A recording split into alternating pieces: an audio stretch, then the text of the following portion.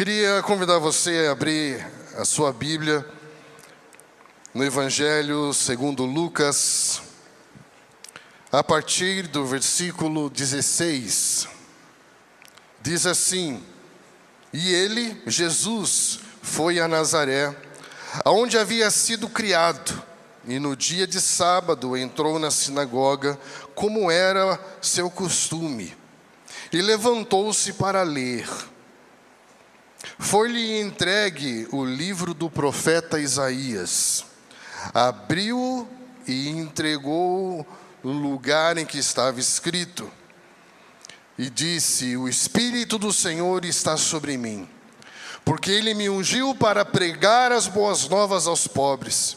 Ele me enviou para proclamar liberdade aos presos, recuperação da vista aos cegos, para libertar os oprimidos e proclamar o ano aceitável do Senhor, proclamar o ano da graça do Senhor. Então ele fechou o livro, devolveu ao assistente e assentou-se. Na sinagoga, todos tinham os olhos fitos nele. E ele começou a dizer-lhes: Hoje se cumpriu a escritura que vocês acabaram de ouvir.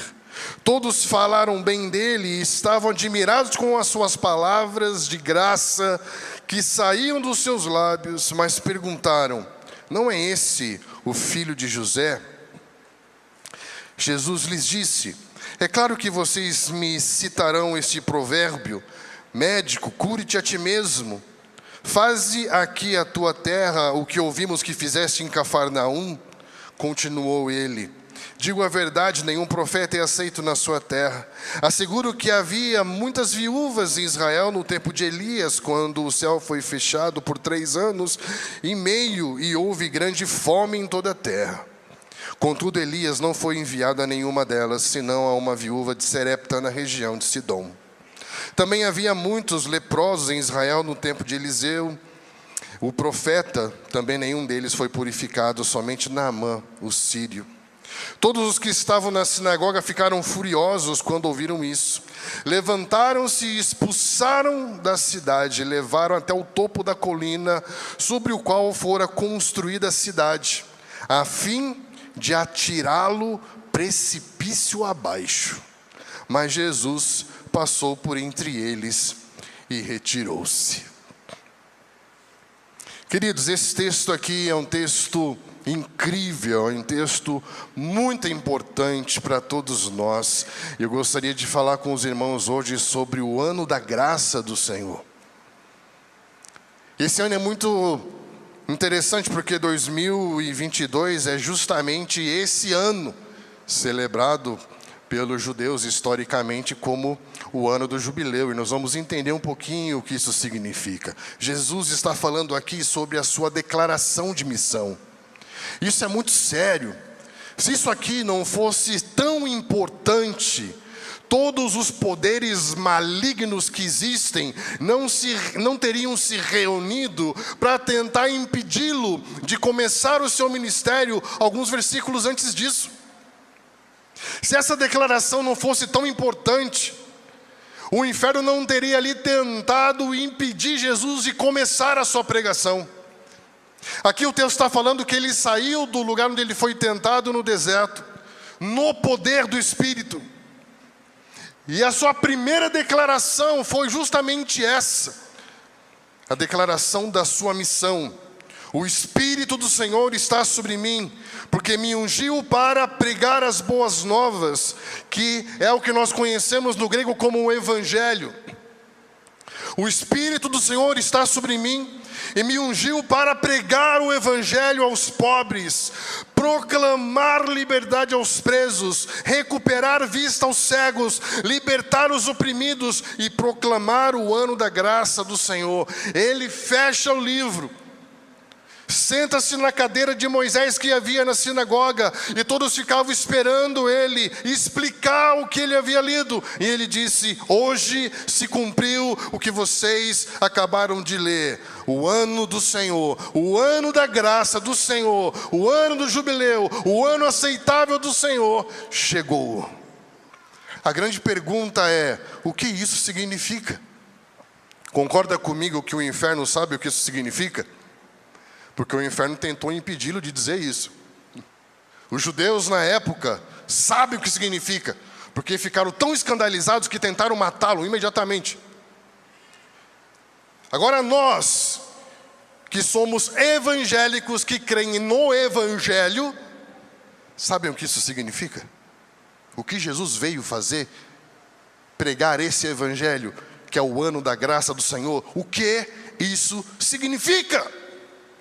Nas quintas-feiras nós temos estudado o Pentateuco. Nós estamos há praticamente um ano estudando os primeiros 5 livros da Bíblia. Como o pastor Eduardo sempre diz, os 5 primeiros livros da Bíblia, que na verdade são 5 volumes de um livro, chamado Pentateuco, a Torá, representam a base de tudo. O que Jesus citou quando foi tentado no deserto? Essas palavras. O que eles tinham nessa época? Essas palavras. A base de tudo, os 5 primeiros livros da Bíblia, que significa instrução, ensino. Os livros históricos vão ensinar como o povo de Israel foi chamado a viver segundo essa instrução. Os livros poéticos vão falar da importância de meditar sobre essas instruções. Os livros proféticos vão lembrar o povo, dizer: não se esqueçam dessas instruções. E Jesus veio para dizer: eu vim para cumprir essas palavras. Para ser o cumprimento dessas palavras. Por isso que, para entender o que significa o Evangelho, para entender essa realidade que Jesus trouxe, nós vamos juntar aqui a aula de evangelismo na sexta-feira com a aula de Antigo Testamento na quinta-feira, e nós vamos perceber como as coisas se juntam. Porque para entender o que Jesus falou aqui, você vai ter que ler depois Levíticos 25, vai ter que ler depois Isaías 61.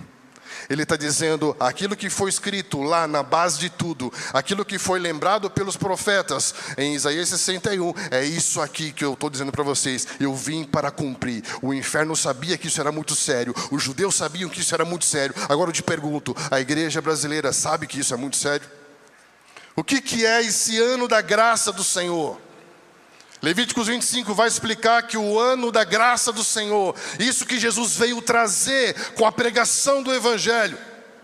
Quando Jesus prega o Evangelho, essa mensagem tem que ter um efeito, ela tem que ter um impacto, ela tem que gerar algum nível de rompimento, algum nível de reação.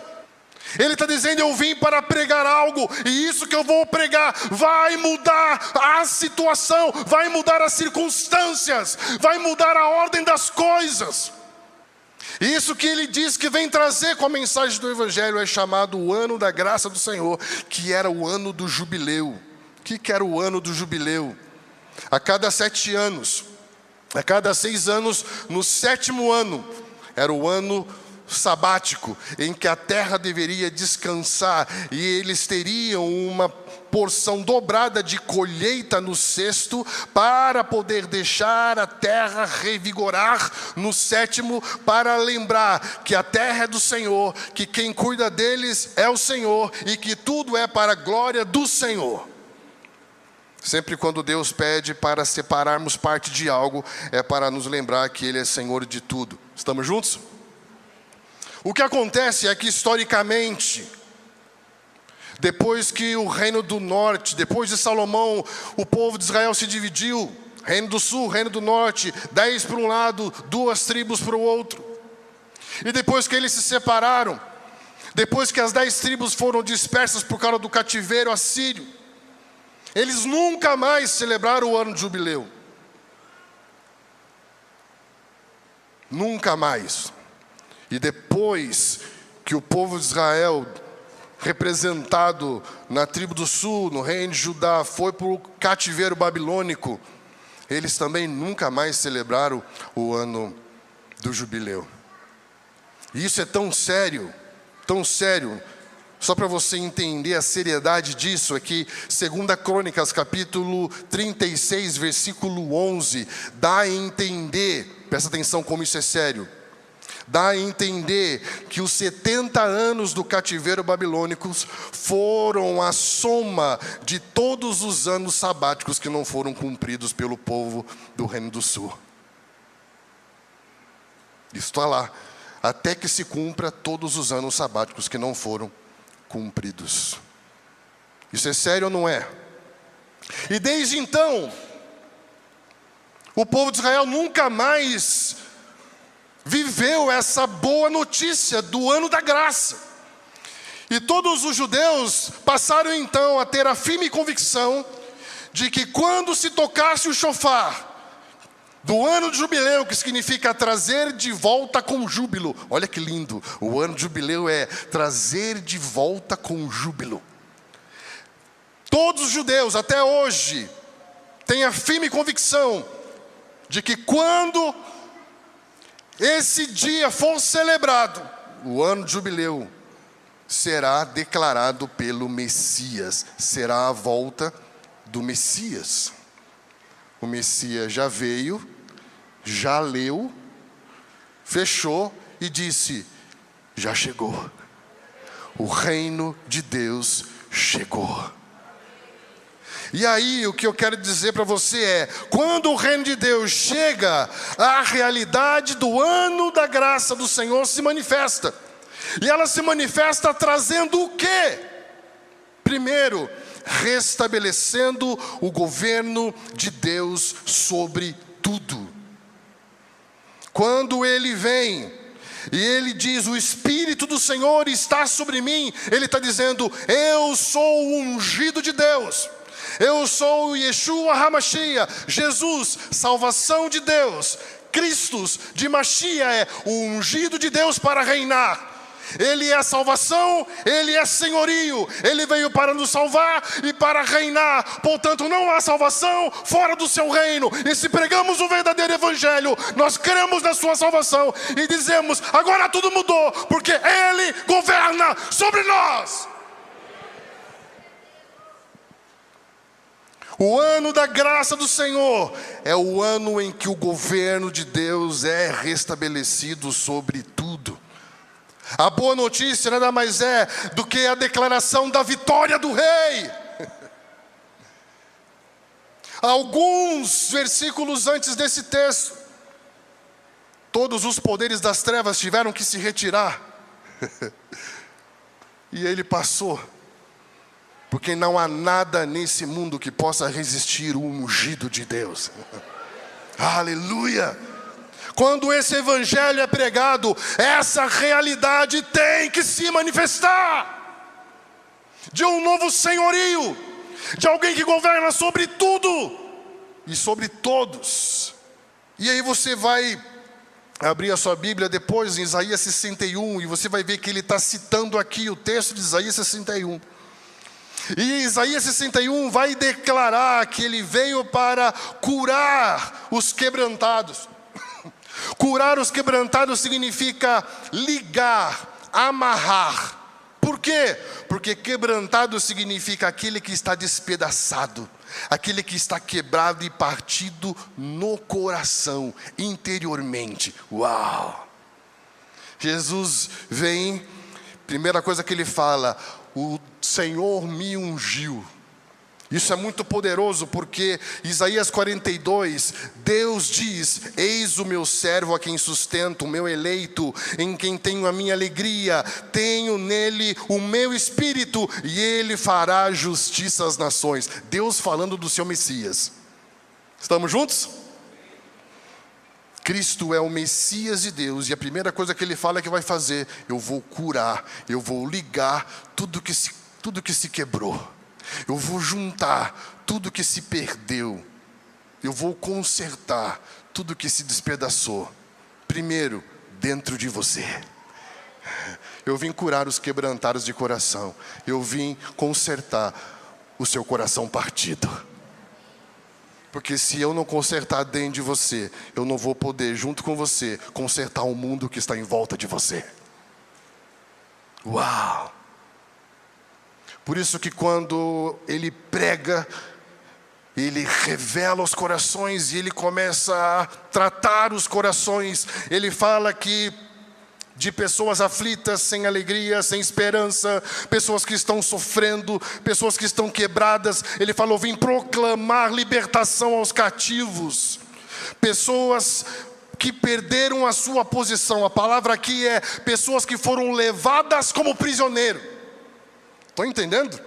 Proclamar libertação aos cativos são aqueles que saíram do seu lugar original, que perderam família, que perderam vocação, que perderam a sua área de atuação vocacional, a sua essência, o seu propósito, e se veem totalmente alienados, alheios, perdidos, fora do seu lugar. Ele fala: eu vim para trazer vocês de volta com júbilo. Esse é o ano do jubileu. O Evangelho, quando Deus começa a governar sobre a nossa vida de novo, Ele traz tudo de volta para o seu lugar com júbilo. Ele vem proclamar liberdade aos algemados. Aqui fala sobre pessoas que por causa de um juramento, por causa de uma dívida, por causa de alguma situação legal, elas estão debaixo de uma opressão. E ele fala que ele vem para trazer o ano da vingança do Senhor, que nada mais é do que o dia da manifestação da sua justiça. E Isaías 61 continua dizendo: ele vai consolar os tristes, e aqueles que choram em Sião vão ter beleza de coroa ao invés de cinza, óleo de alegria ao invés de pranto, louvor ao invés de espírito deprimido. Ele vem para mudar a situação, ele vem para mudar todas as coisas, querido. Tem alguém aí? E você vai perceber nesse capítulo que o que ele vai começar a fazer logo depois é, primeiro, ele liberta um homem de um espírito imundo. Depois ele começa a curar toda espécie de doenças. Ele começa a viver isso. Onde ele chega, essa é a realidade. Não é um discurso, não é uma ideia. É Cristo vindo e trazendo com ele uma nova realidade. E o que chegou a nós? Uma ideia, uma religião ou uma realidade? Primeira coisa que nós precisamos entender: quando o reino de Deus é chegado, a realidade do ano da graça do Senhor se manifesta, restabelecendo o governo de Deus sobre todas as coisas. E quando Ele começa a governar sobre todas as coisas, tudo começa a encontrar o seu lugar certo. Por isso que você vai perceber em Mateus capítulo 12, ele vai dizer claramente o cumprimento de uma profecia de Isaías 42, dizendo: eis aí o meu servo, o meu escolhido, o meu amado, em quem eu tenho alegria, e faço repousar sobre ele o meu espírito, e ele anunciará justiça. Na sequência fala que ele começa a curar no sábado. Ele está dizendo: ei, não foi o sábado que foi criado para o homem, mas o homem para o sábado, porque o sábado estava dizendo sobre algo muito maior, que é o que eu vim trazer, uma realidade, um descanso, um lugar de governo, de soberania. Quando nós buscamos o reino de Deus em primeiro lugar, repita comigo: primeiro lugar, antes de tudo. Pense como um arquiteto.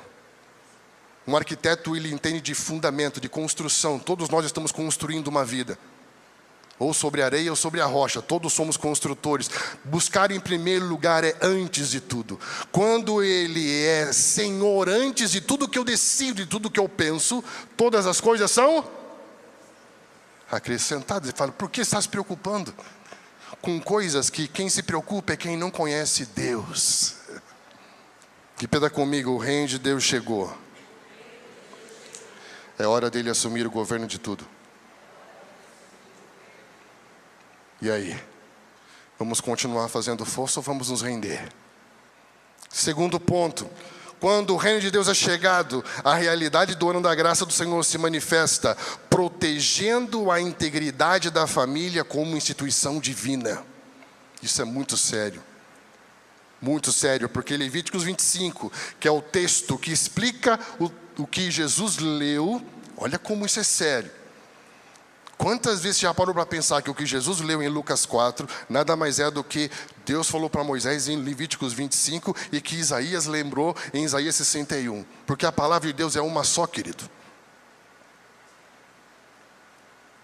E olha o que diz Levíticos 25, 10. Consagre o 50º ano, que é o ano 50. O ano de jubileu.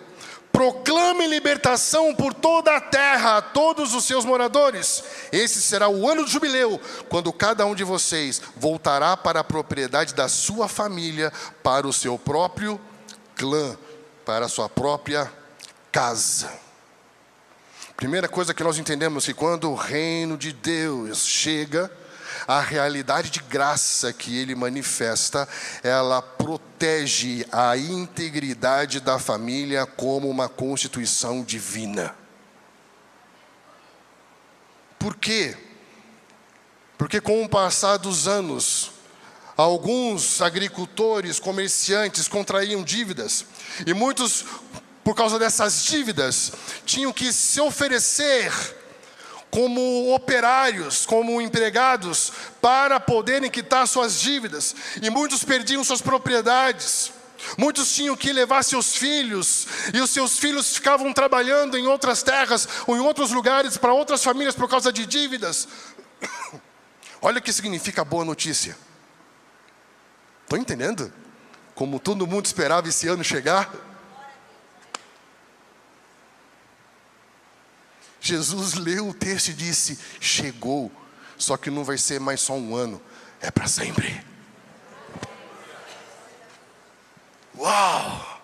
Não é só mais um ano em que eu vou fazer uma reforma agrária, não é só mais um ano em que eu vou reconciliar as famílias, não é só mais um ano que eu vou arrumar a bagunça que você fez, vai ser agora desse dia para sempre. E aqui o texto diz claramente que ele vai reorganizar as famílias. Ele vai juntar os pais e os filhos. Uau! Quando o reino de Deus chega, ele começa a juntar as famílias. Ele começa a juntar os pais e os filhos, os pais. Essa foi a mensagem de João Batista. Ele começa a ordenar a família. Você precisa entender algo. Proteger a família, impedir que ela seja dispersa, impedir que ela seja enfraquecida, é algo que está na agenda de Deus. Porque é o próprio Deus que protege a família, porque é o próprio Deus que criou a família. Deus criou a instituição chamada família, e não há nada nem no céu e nem na terra que vá destruir a família. Pelo amor de Deus, gente, do que eles têm medo? Existe uma francesa chamada Elisabeth Rudinesco, e ela fala algo muito interessante. Ela fala que espiritualmente Deus sempre foi o pai. Depois, antropologicamente, ao passar da história, o pai biológico da família passou a ser Deus, porque o homem é que tinha a última palavra sobre a mulher, sobre o filho. Como isso começou a gerar muita injustiça, muito abuso, transferiu-se a divindade da paternidade que estava sobre o pai biológico para o Estado. E a gente precisa parar de ficar chamando o Estado de papaizinho. Não é o Estado que vai proteger a família, é Deus. Porque não foi o Estado que criou a família, foi Deus. Então, pelo amor de Deus, não é um político que vai salvar a família, é a mensagem do Evangelho do Reino de Deus. Aleluia, aleluia, aleluia. E o ano de jubileu chegou. Ele disse, chegou. Eu vou juntar os pais, os filhos. Eu vou juntar essa bagunça que você fez, porque você só pensou em trabalhar e não percebeu que estava perdendo seus filhos. Foi o que aconteceu. Sabe por que Daniel teve que ir para o cativeiro babilônico? Porque os seus pais não respeitaram os anos sabáticos. Sabe o que são os anos sabáticos? Os anos de devoção, de consagração, de oração a Deus. Os pais trabalharam. Quem foi levado cativo? Os filhos. E o que é o jubileu? O que são as 70 semanas de Daniel, querido? Para de inventar. É o ano do jubileu. É o Senhor trazendo a realidade de um reino que vai colocar ordem na sua casa. Aleluia. Aleluia. Aleluia. Aleluia.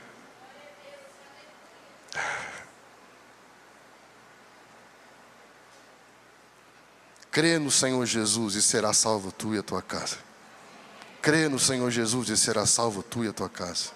Crê no Senhor Jesus e será salvo tu e tua casa. Ninguém vai conseguir acabar com a família. Acabar com a família é impossível, querido. Estão entendendo? Sabe o que é isso? É um grito de dor. É um grito de orfandade. Sabe o que nós temos que fazer? Nós temos que olhar para a humanidade com o mesmo olhar com que o Senhor tem olhado. Um olhar de que todo ser humano foi criado para ser a imagem e a semelhança de Deus. O que o homem se tornou não é o que ele nasceu para ser. Então nós temos que olhar para ele e chamar ele de volta para aquilo que ele foi criado para ser. Isso é jubileu, voltar com júbilo. Se o próprio Cristo não veio ao mundo para que o mundo julgasse, mas para que o mundo fosse salvo por ele, quem somos nós para julgar?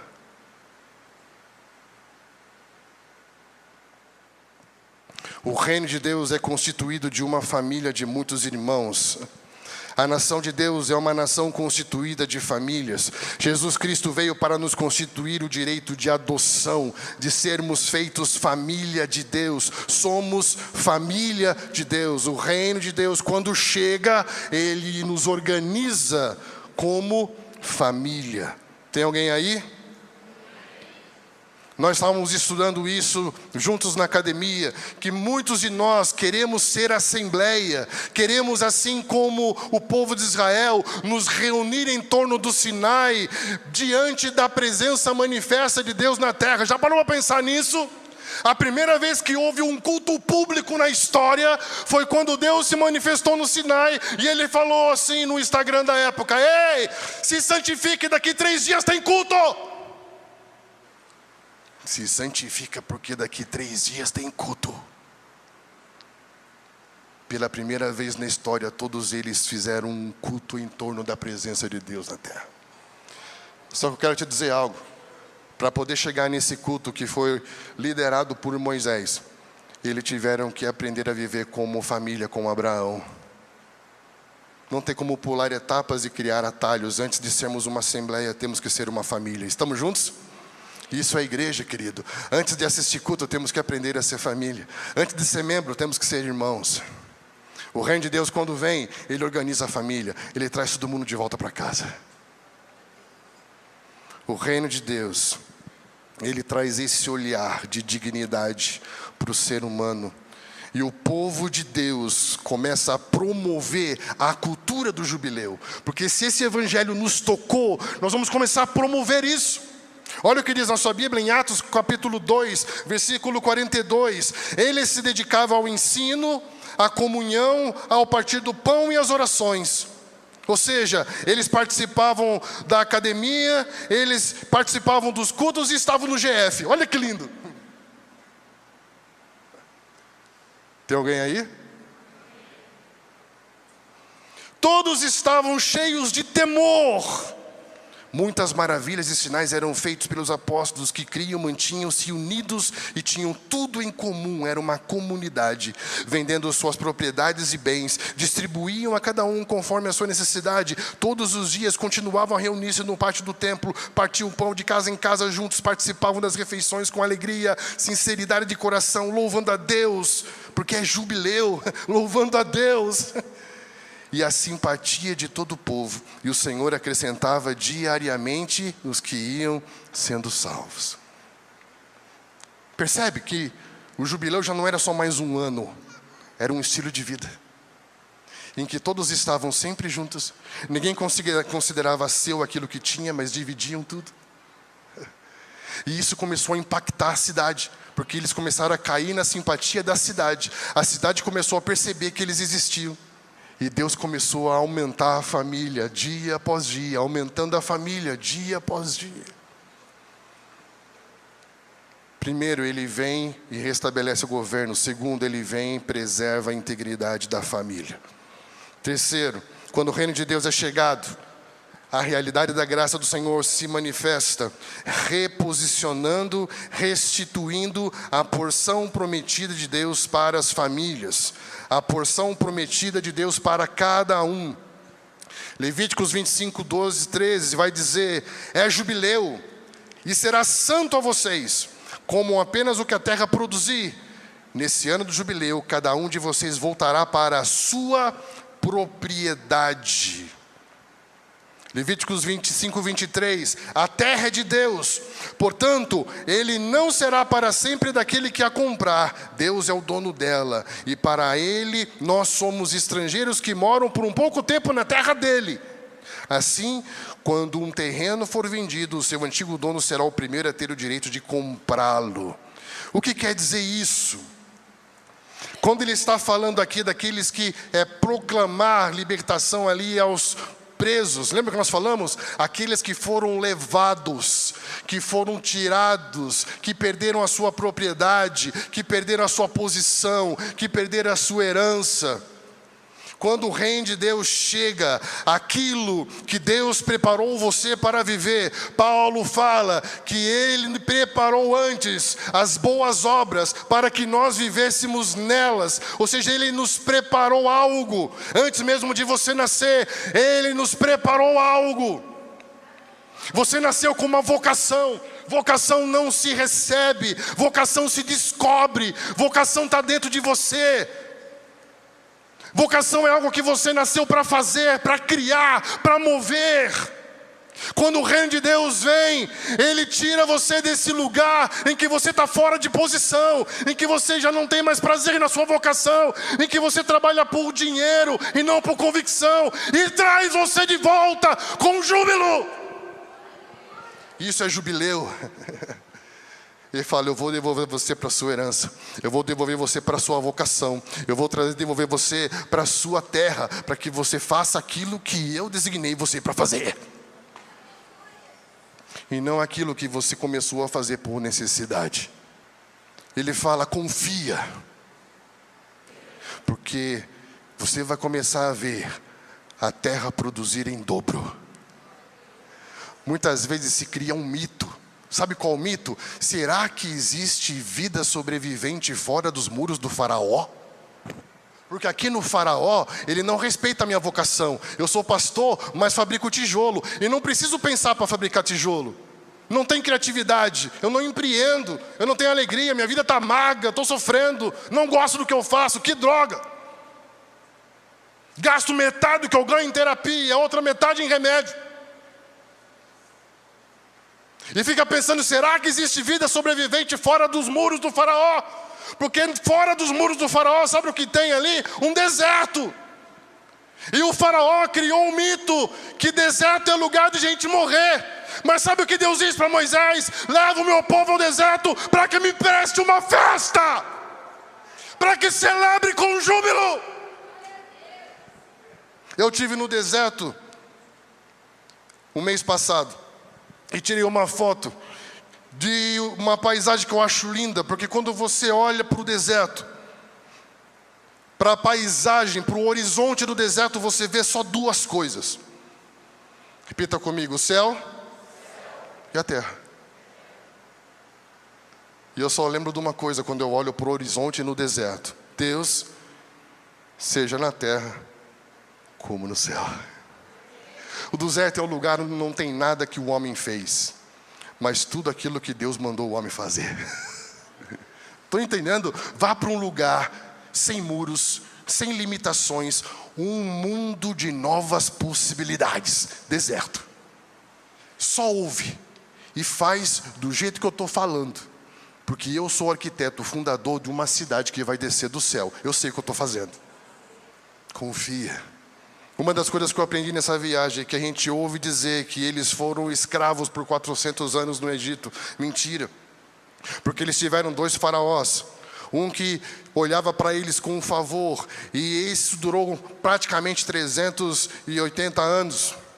Foram só os últimos anos que um faraó que já não olhava para eles com favor, que começou a ser opressor. Estão entendendo? Eles começaram a ser oprimidos nos últimos anos do Egito. Repita comigo: Deus usa o faraó bom, Deus usa o faraó mau, porque é Deus. Ei, qual é o evangelho que chegou aqui? É o evangelho do ano da graça do Senhor. É o evangelho do jubileu. É aquele que organiza a família. É aquele que restitui vocação, terra, propósito, sentido. É aquele que faz nos experimentar, prosperar naquilo que Deus nos chamou para fazer. É aquilo que nos reposiciona, que nos coloca no lugar certo. E lindo, nós estamos estudando números e ver como Deus tem todo o cuidado de separar. Repita comigo: com igualdade, equidade. Porque você dividir igual nem sempre tem equidade, porque equidade fala de proporcionalidade. Estão entendendo? Eu vou dar a mesma porção para uma família de 2 pessoas de uma família de 15. Foi igualdade. Mas não teve equidade, porque não tem proporcionalidade. Estão entendendo? Olha como Deus é perfeito. Então cuidado com o discurso de igualdade, porque nem todo discurso de igualdade é justo. Ele distribui com igualdade, proporcionalidade e profissionalidade, porque cada família tinha sua vocação.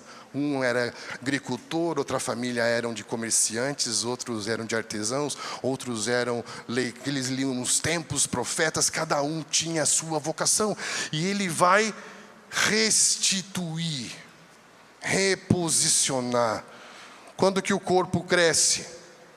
Quando cada um coopera na sua justa posição. Quando o reino de Deus vem, ele reposiciona todo mundo dentro da sua vocação. Abençoo para que você seja como Nabote. Lembra Nabote? Ele não vendeu a vinha dele. Em nome de Jesus, querido, não venda aquilo que o Senhor te deu. Deus te deu uma vocação, Deus te deu um trabalho, uma terra. Não venda, não negocie a sua vocação. Porque isso é a herança que Deus nos deu. E é por meio disso que nós geramos cultura. É por meio disso que nós prestamos culto a Deus. Partindo para o nosso encerramento. Quando o reino de Deus é chegado, a realidade do ano da graça do Senhor se manifesta, perdoando dívidas e restituindo direitos. Todos aqueles que haviam contraído dívidas, todos aqueles que estavam de alguma maneira presos debaixo de algum tipo de juramento legal, havia perdão e restituição. Quando o reino de Deus chega, nós aprendemos a perdoar assim como fomos perdoados. Por isso que onde o evangelho do reino chega, todos que estão dentro desse reino se tornam ministros da reconciliação. Quando Paulo fala aos Coríntios capítulo 5, fala que ele nos constituiu ministros da reconciliação. O que Jesus disse? Perdoa-lhes, eles não sabem o que estão fazendo. O que Estevão disse enquanto estava tendo o seu corpo todo ferido por meio das pedras que lhe eram atiradas e a sua alma saindo do seu corpo? Nesse momento ele fala o quê? Senhor, não coloca sobre eles a culpa desse pecado. Uau! Quando esse evangelho que Jesus traz chega na nossa vida, a graça invade tanto a nossa vida, querido, que não perdoar já não é mais uma opção. Quando o reino de Deus é chegado e o ano da graça do Senhor se manifesta, ele proclama libertação e coloca em liberdade os que estão em servidão. Quando o reino do Senhor chega, Ele traz libertação. Essa noite nós vamos orar por isso. Se você nessa noite se sente preso a algo, se você nessa noite se sente cativo, seja num nível de dependência emocional, seja no nível de opressão espiritual, ou se você percebe que há alguma coisa dentro da sua ordem familiar que te prende, que te trava, quando o evangelho do reino do Senhor é pregado, o ano da graça do Senhor chega. E o que isso vai gerar em nós, querido? Que é quando o reino de Deus é chegado, a realidade do ano da graça do Senhor se manifesta, inaugurando um tempo de reconstrução social. Nós começamos a ver a igreja reconstruindo as ruínas da cidade, como Neemias fez. Começamos a nos envolver com educação, como estamos fazendo aqui com o nosso projeto. Começamos a nos envolver com arte, com academia cultural. Começamos a nos envolver com o esporte, como o SALT. E começamos a reconstruir as ruínas da cidade. Uma reconstrução social que visa restaurar a dignidade do ser humano. Que Deus, nessa noite, ministre profundamente o nosso coração. Eu não sei se você já parou para pensar, por que o pastor Eduardo e por que os pastores dessa casa sempre pregam falando sobre a chegada de um novo tempo de Deus na sua vida, né? Na verdade é isso que Jesus vem trazer. Ele diz, hoje começou um novo tempo, um dia que é para sempre. Um reino de Deus que vem restabelecendo o governo dele sobre a nossa vida, que vem ordenando as famílias, restituindo vocação, que vem perdoando pecados e gerando uma comunidade compassiva, acolhedora, perdoadora, terapêutica, que começa a reconstruir um novo modelo de vida social em vida comunidade dentro da cidade. A minha oração é para que a nossa mensagem não seja baseada em palavras de sabedoria humana, mas que a partir de hoje a nossa mensagem seja uma mensagem que opere em demonstração de espírito e poder. Quando você estiver falando sobre esse evangelho, sobre esse Jesus que cantamos hoje, libere essa realidade que toca a sua vida, sobre a vida das pessoas e sobre os ambientes que você trafega. A mensagem da boa notícia nada mais é do que dizer para as pessoas, sejam bem-vindas ao novo mundo de Deus. Jesus veio inaugurar um novo mundo. Jesus veio trazer o futuro para o tempo presente. Se na nossa vida até agora o que nós tínhamos ouvido eram apenas mensagens e o que estávamos vivendo era apenas uma religião, nós queremos que essa realidade do ano da graça do Senhor venha sobre nós agora. E queremos declarar Jesus como o Senhor das nossas vidas. O ungido de Deus, o Mashiach, Rei dos reis e Senhor dos senhores. Aquele que tem o nome sobre todo nome. Aquele a quem se dobra o joelho no céu e na terra. Aquele cujo não há nada no céu, na terra ou embaixo da terra que possa nos separar do seu amor. Jesus, Jesus, Jesus, Jesus. A boa notícia é que o reino de Deus chegou. O reino de Deus está próximo, está perto, está aqui, está em nós. Primeira coisa, declare isso, fala a Jesus, seja Senhor. Nós entregamos o governo, nós nos rendemos. Que seja quebrado todo o sentimento de autonomia, de independência.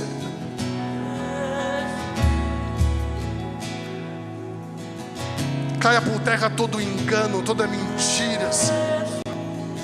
Só Tu tens palavras de vida eterna.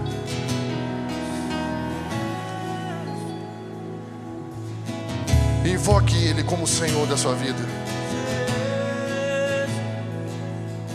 Levante as suas mãos. Se você deseja isso, levante as suas mãos como um ato de rendição. Sabe quando alguém chega e você vai se render? Levanta as suas mãos bem alto. Levanta as duas bem alto. Diga: Senhor, governe sobre nós.